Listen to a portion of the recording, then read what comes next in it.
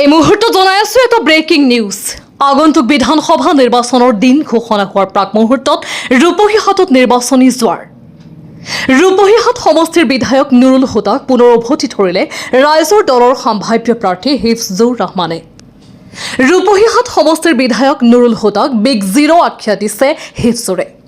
আনফালে ৰাইজেও নুৰুল হুদাৰ ৰূপহীহাট সমষ্টিত কোনো কাম নাই বুলি মন্তব্য কৰে। নুৰুল হুদাৰ নিজৰ ভোটটোহে ৰূপহীহাট সমষ্টিত আছে, বাকী 5টা ভোট সামগুৰিত আছে। ৰাস্তা ঘাট স্কুল আদিৰ একো উন্নয়ন হোৱা নাই এই 10 বছৰত। ৰূপহীহাট সমষ্টিৰ দুবাৰকৈ বিধায়ক হিচাপে নিৰ্বাচিত হোৱা নুৰুল হুদাই একো উন্নয়ন কৰা নাই বুলি মন্তব্য কৰে। নুৰুল হুদাই ৰাইজৰ ওচৰত ভোট খুজিবলৈ মাত্ৰ এবাৰহে আহে। এইবাৰ ৰূপহীহাটবাসী ৰাইজে পৰিৱৰ্তন বিচাৰি কয় যে আমাক অখিল গগৈ লাগে আৰু হিফজুৰ ৰহমানক লাগে। হিফজুৰ ৰহমানে দিনে নিশাই ৰূপহীহাট সমষ্টিৰ চুকে কোণে নিৰ্বাচনী প্ৰচাৰ চলোৱাত ব্যস্ত। ৰাইজৰ দলৰ সম্ভাৱ্য প্ৰাৰ্থী হিফজুৰ ৰহমানে ৰাইজৰ বিপুল সঁহাৰি লাভ কৰিছে বুলি মন্তব্য কৰে।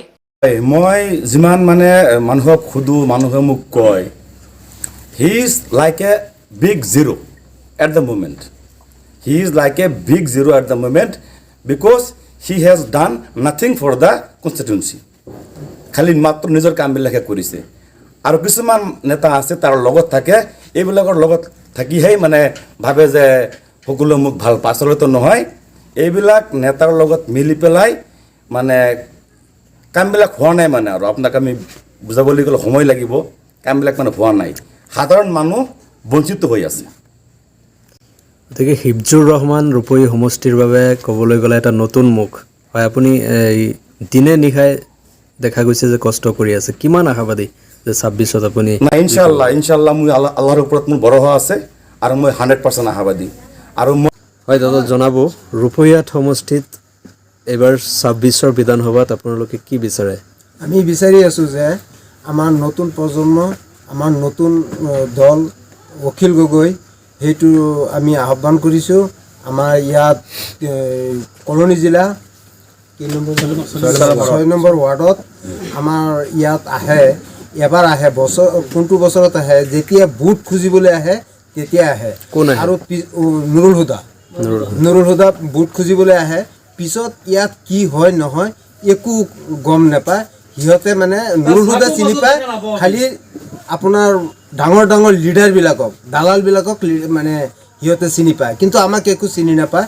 আমি এই বছৰ নতুনকৈ আমি নতুন চিন্তা কৰি আছোঁ যে এইটোৱে অখিল গগৈৰ দলটো আমি ছাপোৰ্ট কৰিম আৰু আমাৰ এই হিফজুৰ ৰহমানক আমি আগুৱাই লৈ যাম বুলি ভাবি আছোঁ। আৰু ক'বলৈ কি আছে? আৰু নুৰুল হুদাই কিমান উন্নয়ন কৰিছে? আমাৰ ইয়াত একো উন্নয়ন কৰা নাই, কোনো ৰাস্তা ঘাট পদূলি একো কৰা নাই। কৰিছে সিহঁতৰ সি সামগ্ৰীত কৰিছে, কিন্তু আমাৰ ইয়াত ৰূপহীহাট সমষ্টিত কৰা নাই। কিন্তু তাৰ ভোট মাত্ৰ এটাই ৰূপহীহাট সমষ্টিত আনিছে আৰু 5টা গোটেই যি ভোট আছে চব আপোনাৰ তাৰ সামগ্ৰী সমষ্টিত ভোট দি আছে। সি নুৰুল হুদা যে হুদাই হৈ থাকিব এই বছৰ। আৰু আমি এতিয়া নুৰুল হুদাক আমি চিনি নাপাওঁ, কিন্তু এই বছৰ এতিয়া আমি নতুনকৈ আপোনাৰ অখিল গগৈ দলটো ৰাইজৰ দল আমি আগুৱাই লৈ যাম বুলি আশা কৰি আছোঁ। এইটো আমাৰ পৰিৱৰ্তন লাগে আৰু পৰিৱৰ্তন কৰিমেই। আমি হিফজুৰ ৰহমানক লৈ পেলাই পৰিৱৰ্তন কৰিমেই। হিফজুৰ ৰহমানে কিমান ভোটত জয়লাভ কৰিব বুলি আপোনালোকে ভাবে?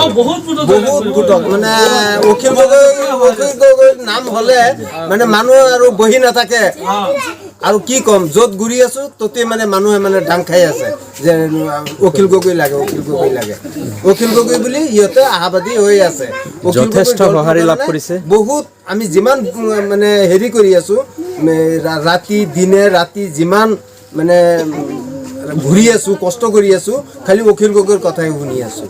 এইখিনি কথা।